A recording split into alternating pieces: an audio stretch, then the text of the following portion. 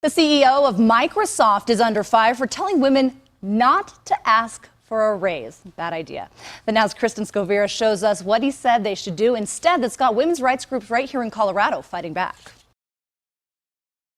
It's not really about asking for the raise, but knowing and having faith that the system will actually give you the right raises as you go along.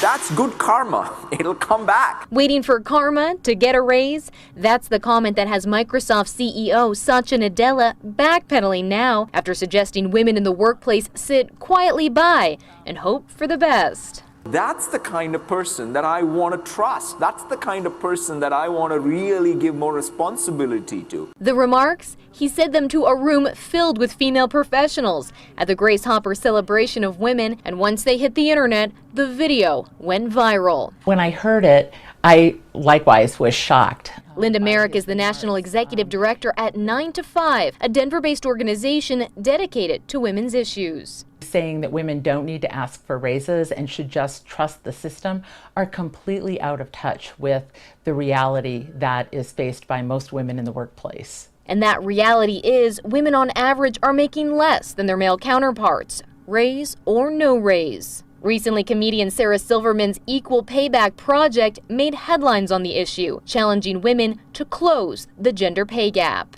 Women make up almost half the working population, yet we typically earn just 78 cents to every dollar a man makes in almost every profession. Since the story broke, critics are looking at Microsoft itself and citing the lack of women working at the tech company. Only 29% of the Microsoft workforce, and in the higher paid technical, engineering, and management positions, only 17% of those positions are filled by women. Merrick says women make up the majority of minimum wage earners and experience both overt and covert discrimination, like the lack of family-friendly policies. She says reformed legislation is the only way we'll see equal pay.